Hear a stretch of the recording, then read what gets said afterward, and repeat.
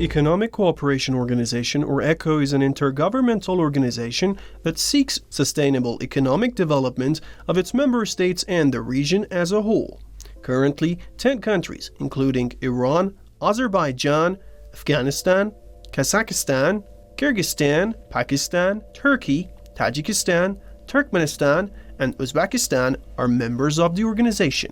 Iran's President Ebrahim Raeisi attended the 15th summit of the Economic Cooperation Organization in Turkmenistan. Addressing the one-day summit on Sunday, he assured Iran's neighbors that U.S. sanctions will not hamper regional cooperation and interaction. The United States' cruel sanctions against Iran will not have the slightest impact on the Islamic Republic of Iran's policy of maximum interaction with neighboring and regional countries. Raeisi called on member states to collaborate in a range of fields, from the creation of a regional electricity market to water transfer projects as well as energy ventures. He also proposed creating an internal financial mechanism by the Economic Cooperation Organization to boost its efficacy. On the sidelines of the summit, Raeisi held a string of high-level bilateral meetings to discuss ways to develop relations. The Iranian president has time and again stated that boosting cooperation with neighboring countries is one of the main goals of his administration that will help improve the economy as well as peace and stability in the region.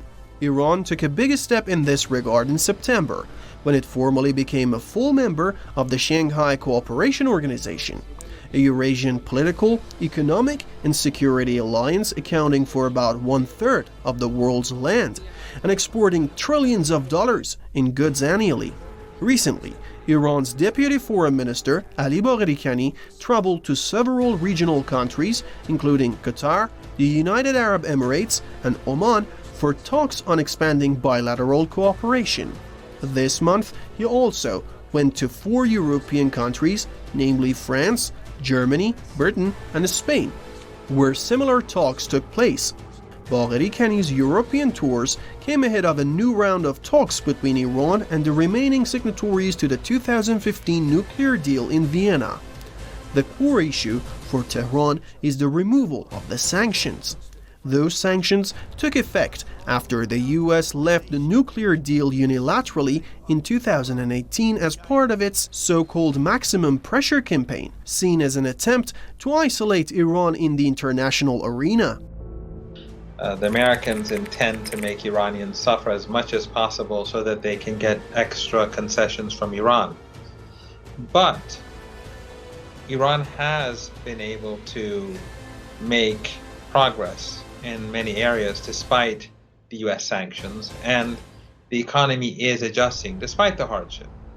More than 3 years after its implementation, it seems that Washington's maximum pressure campaign has failed, with Iran expanding ties with countries in the region and beyond.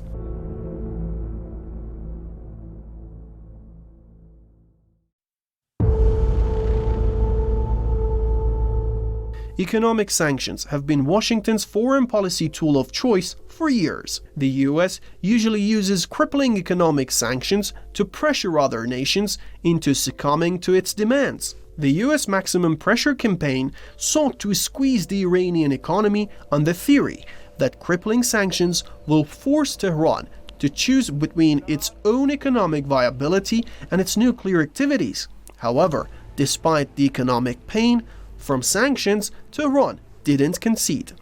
Speaking on a television show in July, U.S. Special Envoy to Iran, Robert Malley, admitted that the maximum pressure campaign against Tehran has failed miserably and hurt U.S. interests. Malley also acknowledged that Tehran's nuclear program accelerated only after the former U.S. President Donald Trump launched the maximum pressure campaign. The economy is adjusting, and Iran is expanding relations. It's expanding its exports. It's producing more inside the country. And the policy of this government is to create a stronger bond between Iran and neighboring countries. And neighboring countries in particular are important for Iran with regards to trade. Addressing the 15th summit of the Economic Cooperation Organization, Iranian President Ebrahim Raeisi assured that Washington's sanctions will have no bearing on regional cooperation and interaction. In fact, the ECO bloc, along with the ESCO and other organizations like BRICS, show that if countries collaborate, world trade can occur without the presence of the US.